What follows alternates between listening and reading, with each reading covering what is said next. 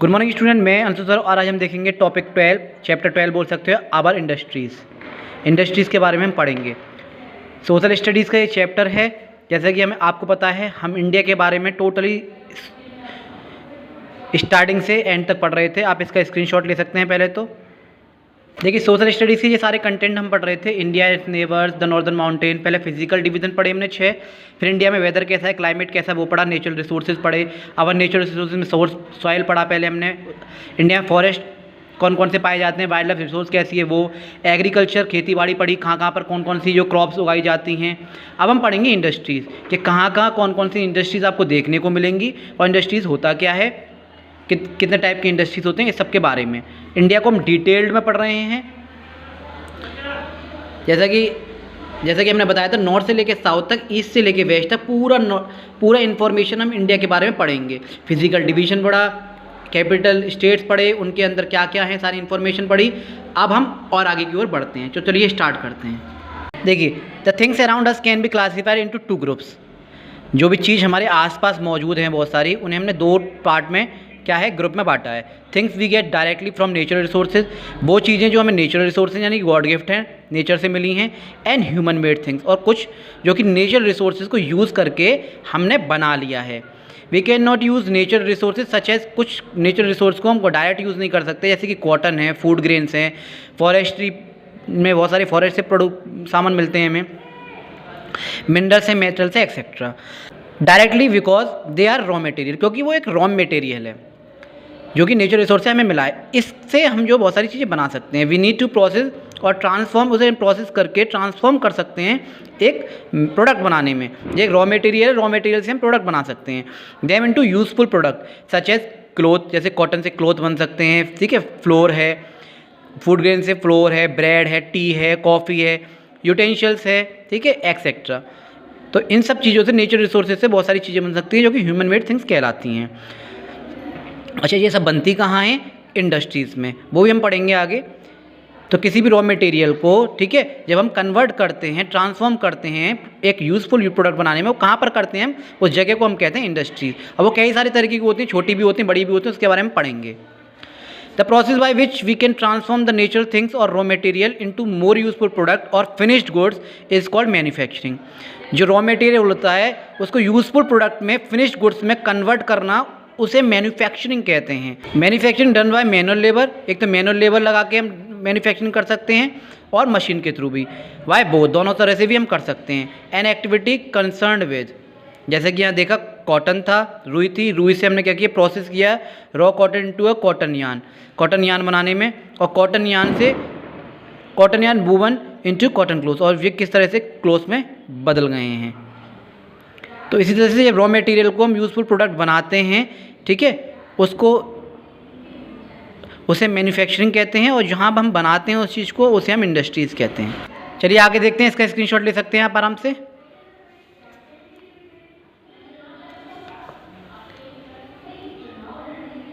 The process of raw material manufacturing of goods in factories is called industries. जो factory, जो कारखाने होते हैं, ठीक है, उनमें रॉ मटेरियल को मैन्युफैक्चरिंग करके गुड्स बनाना, उसको हम क्या कहते हैं, is called an industries. Industries are helpful in converting the raw material. Industries में हमें हेल्प मिलती है रॉ मटेरियल को कन्वर्ट करके यूजफुल प्रोडक्ट बनाते हैं वहाँ पर।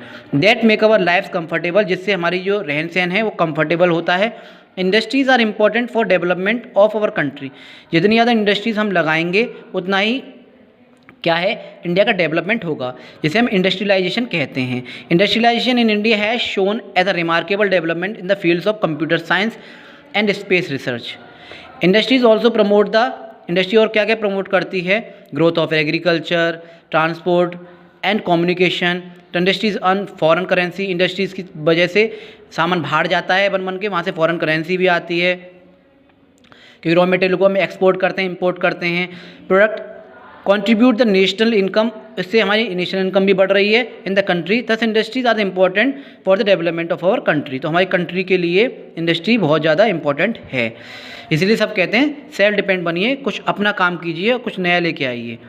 Factor essential for setting up of an industry. एक इंडस्ट्री लगाने के लिए क्या क्या सेटअप चाहिए, क्या क्या सामान चाहिए, उसके बारे में हम पढ़ेंगे। To set up an industry certain things are required. सबसे पहले तो रॉ मटेरियल कि चीज़ होनी चाहिए, रॉ मटेरियल होना चाहिए जिससे हम कुछ चीज़ बनाना चाहते हैं। Raw material is the most important factor as its ability and price decide the amount to be produced and the cost of the final product. देखिए रॉ मटेरियल का ही प्राइस हमें, रॉ मटेरियल का जो प्राइस है वही decide करता है कि उसमें और कितना पैसा लग जाएगा, लेबर चार्ज, इलेक्ट्रिसिटी चार्ज वगैरह सब कुछ लगा के तब फाइनल प्रोडक्ट बनेगा, तब उसकी पूरी कॉस्ट निकलती है।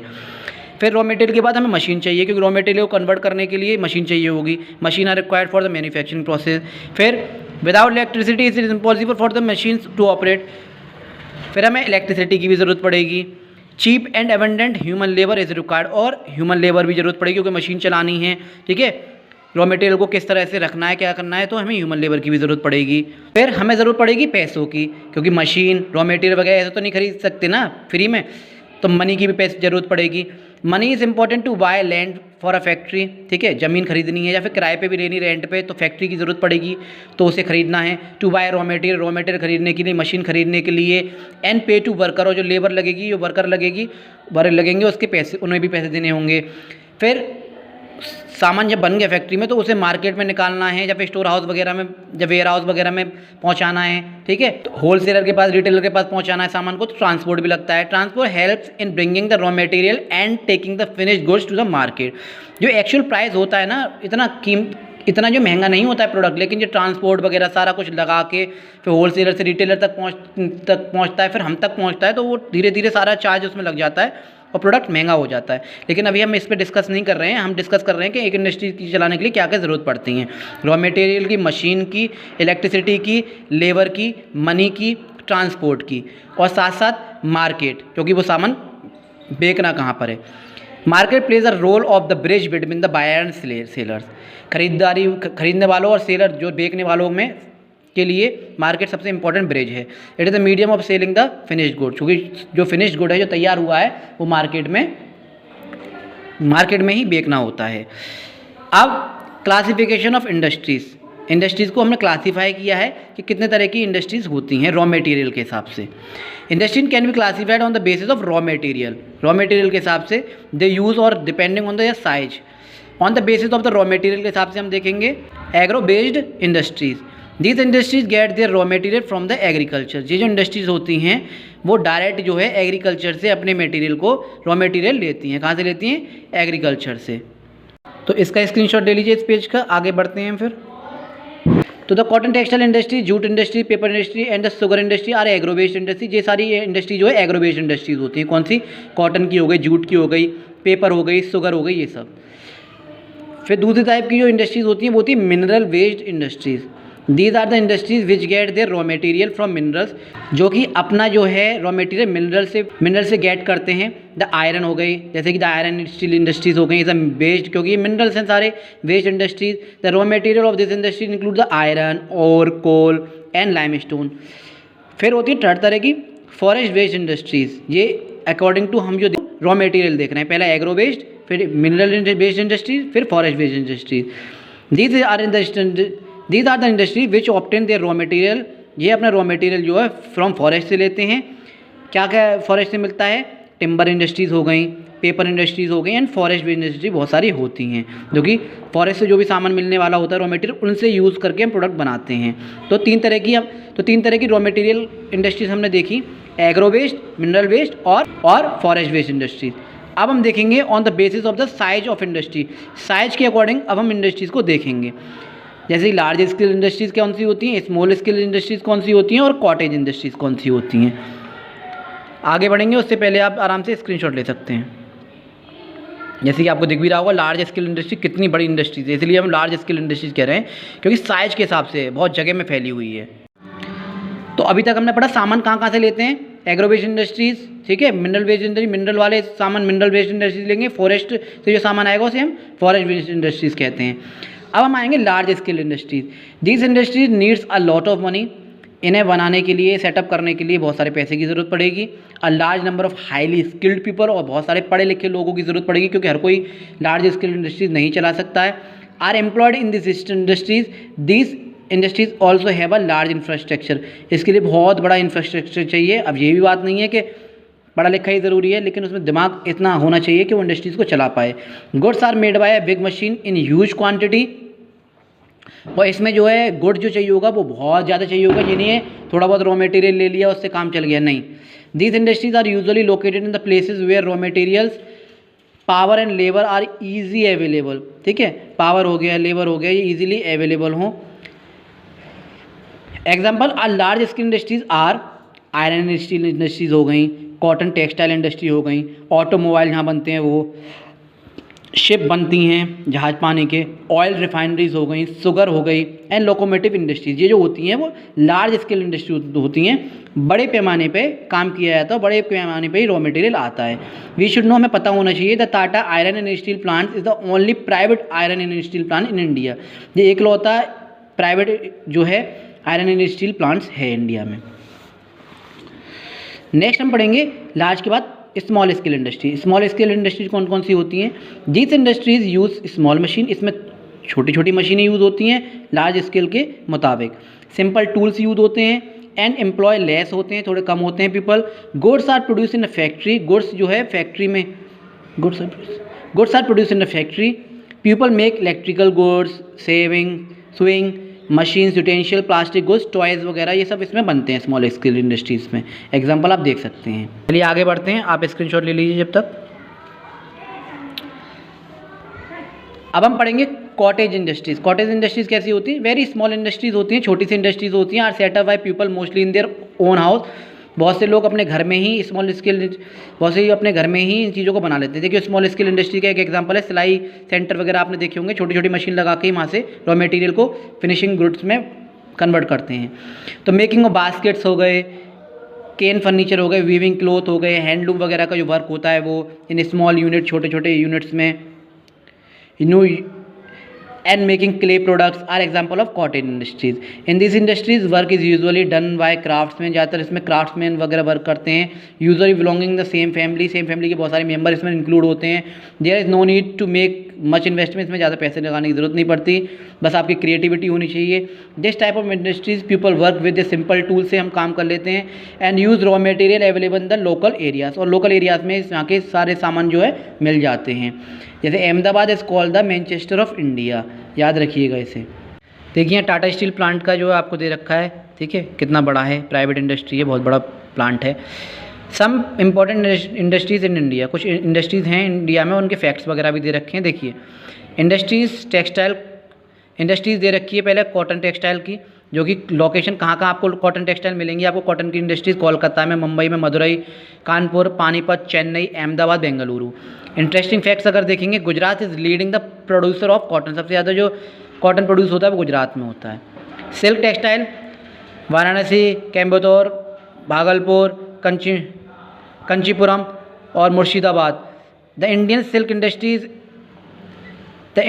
Industry is among the oldest industries in India, याद रखिए इंडियन सिल्क इंडस्ट्री सबसे ओल्डेस्ट है इंडिया की इंडस्ट्रीज़ में। वूलन टेक्सटाइल लुधियाना, अमृतसर, मुंबई, पानीपत, श्रीनगर में मिलेगा, क्योंकि यहाँ पे सबसे ज़्यादा गर्म कपड़े बहुत अच्छे मिलते हैं। India is the 7th largest producer of wool in the world, ये इसके इंटरेस्टिंग फैक्ट्स हैं। चलिए आगे पढ़ते हैं, आप इसका स्क्रीनशॉट ले लीजिए। देखिए जूट मिल्स हैं जो कि आपको रिशरा, कोलकाता, तीतगढ़, गया, गुंटूर में मिलेंगे। One of the most versatile natural fibre है that has been used by as raw material for packaging textile and non textile production के लिए यूज़ होते हैं ये, ठीक है। शुगर मिल है मेरठ में, अहमदानगर में, कोयम्बटूर, बेंगलुरु में आपको मिलेंगी। और शुगर के बारे में आपको दे रखा है, आप देखिए स्क्रीनशॉट ले लीजिएगा आराम से इनके। The sugar industries are concentrated in the sugar cane producing area. India is the 2nd largest producer है पूरे वर्ल्ड में शुगर के लिए, शुगर बनाने के लिए, and 2nd largest agro waste industries है, ठीक है। दूसरा हम देखेंगे आयरन इंडस्ट्री कहाँ कहाँ मिलेंगे आपको, विशाखापट्टनम में, जमशेदपुर में। मैंने कहा था इंडिया को हम पूरा डिटेल में पढ़ेंगे कौन सी इंडस्ट्री कहाँ कहाँ पर है। विशाखापट्टनम, जमशेदपुर, रौकरेला, भिलाई, दुर्गापुर, ठीक है, बोकारो, रांची और भद्रावती। यूजुअली सिचुएटेड है प्लेसेस पे where coal and iron ore mines are easily accessible, जो कि ये चीज़ आराम से वहाँ मिल जाएँ, ये वहीं ऐसी इंडस्ट्रीज वहाँ मिलेंगी। ऑटोमोबाइल इंडस्ट्रीज़ हैं गुरुग्राम, कोलकाता, चेन्नई, जबलपुर, पुणे, जमशेदपुर में। इन 1897 the first car rain of India road on Indian road it is the one of the world largest economic sector by revenue, ये वर्ल्ड लार्जेस्ट इकोनॉमिक सेक्टर है रेवेन्यू के हिसाब से। इलेक्ट्रॉनिक गुड एक industry है जो कि बेंगलुरु, मुंबई, चेन्नई, पुणे, ठीक है, पंचकुला, दिल्ली में आपको मिलेंगी। कंज्यूमर इलेक्ट्रॉनिक्स इमर्ज अगर देखें 20वीं सेंचुरी से धीरे धीरे इसके ऊपर ग्लोबल में बढ़ने लगा है धीरे धीरे इलेक्ट्रॉनिक आइटम्स की तरह। शिप बिल्डिंग विशाखापट्टनम, कोची और मुंबई में होती है सबसे ज़्यादा। Harbours with the large space are ideally suited for this industries. India से अप्रोक्सीमेटली 35 शिप बिल्डिंग कंपनीज, कम से कम 35 कंपनी हैं जो कि शिप बनाती हैं, ठीक है। इंडिया काफ़ी बड़ा है, ऐसी बात नहीं है इंडस्ट्रीज़ में। रेलवे इक्विपमेंट कहाँ बनते हैं, देखिए Kapurthala, Patiala, Chittaranjan, Varanasi, Jamshedpur. India is capable of exporting railway equipment to Asian and African countries. India जो है रेलवे के इक्विपमेंट भेजता है, एक्सपोर्ट करता है। एयरक्राफ्ट जो बनते हैं वो लखनऊ, नासिक, हैदराबाद, बेंगलुरु और Koraput. Aircraft manufacturing India is a large scale industry in India. इसके अलावा कुछ वर्ड जोन दे रखे हैं आपको, ठीक है, इसके भी आप स्क्रीनशॉट ले सकते हैं वर्ड जोन का, और आराम से पढ़ लीजिएगा। ये कुछ क्विक ग्लेंस दे रखे हैं आपको, ठीक है, चैप्टर हुआ फिनिश। और आवर इंडस्ट्रीज जो है शॉर्ट में समरी दे रखी है, आप इसका भी स्क्रीनशॉट ले सकते हैं, मैं समझाई दे रहा हूँ। आवर इंडस्ट्रीज हमने क्या पढ़ा, प्रोसेस करती है मैन्युफैक्चरिंग गुड्स को फैक्ट्रीज में, ठीक है, उसे हम इंडस्ट्रीज़ कहते हैं। Things required to set up in an industries, क्या क्या ज़रूरत पड़ती है इंडस्ट्री को सेटअप करने में, raw material, machine, electricity, labour, money, market, transport, ये सब की ज़रूरत पड़ेगी। फिर हमने पढ़ा क्लासिफिकेशन दो तरह से था, on the basis of raw material, on the basis of size. On the basis of raw material agro based industries थी, example cotton, sugar. Mineral based industry example iron and steel industries हैं। Forest based industries example timber और paper. On the basis of size large scale industries example ship buildings, automobile. Small scale industries example toy making utensils. Cotton industries example cane, furniture, weaving और cloth. तो ये था आपका chapter our industries. सारे content इससे पहले के इसके बाद के सोशल स्टडीज़ की प्लेलिस्ट में मिल जाएंगे, सारी वीडियोस मिल जाएंगी। सोशल स्टडीज़ जिसको पढ़नी है, कंपटीशन की तैयारी कर रहा है, इंडिया के बारे में पूरा कुछ जानना चाहता है, आराम से देख लीजिएगा। फिर मिलता हूँ मैं नई वीडियो के साथ, जब तक के लिए जय हिंद, जय भारत।